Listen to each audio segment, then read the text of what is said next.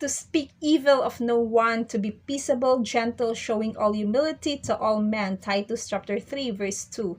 Christians need to be reminded how to treat one another and behave in our relationships with all people. The Apostle Paul tells Titus to remind the Cretan believers to be a good citizen so that they might influence their unbelieving neighbors for Christ. Titus was reminded by the Apostle Paul on 4 commands. First, believers are not to gossip or tear others down with words. Second, they are to avoid arguments, to be peaceable or avoid quarreling. Bickering was a major reason for Paul's concern regarding the churches on Crete. False teachers argued that Christians had to be circumcised and obey the Mosaic law. This problem was so serious that in verse 10, Paul instructs to reject a divisive man after the first and second warning. Third, Christians were to be gentle, means to be suitable or fair-minded. Believers were not to be violent or hot-tempered, especially church leaders. Fourth, believers were to show humility to all men. This is also one of the fruit of the Spirit. In the most transparent language, speak evil of no man means do not charge falsely or speak against someone with malicious intent. Do not attack someone's good name and reputation. With this understanding, we are to speak evil of no one. Slander is a severe offense in the Bible. Slander includes insulting and abusive speech, defamatory comments, spreading rumors, and giving false testimony against your neighbor. Jesus lists slander among sins that come from the evil within a person's heart and defile him.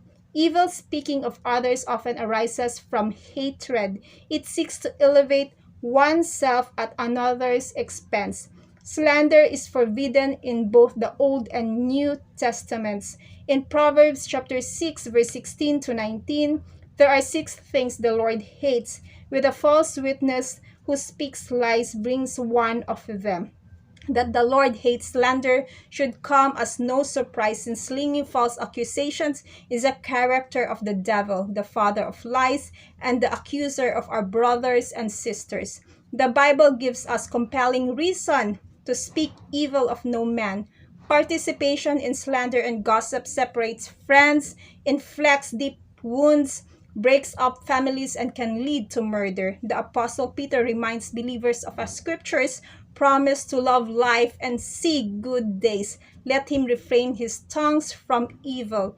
James described the tongue as one of the most destructive members of the human body and the most challenging to tame. The tongue is a fire, a world of iniquity. The tongue is so set among our members that it defiles the whole body and set on fire the course of nature, and it is set on fire by hell. For every kind of beast and bird, of reptile and creature of the sea is tamed and has been tamed by mankind, but no man can tame the tongue. It is an unruly evil full of deadly poison.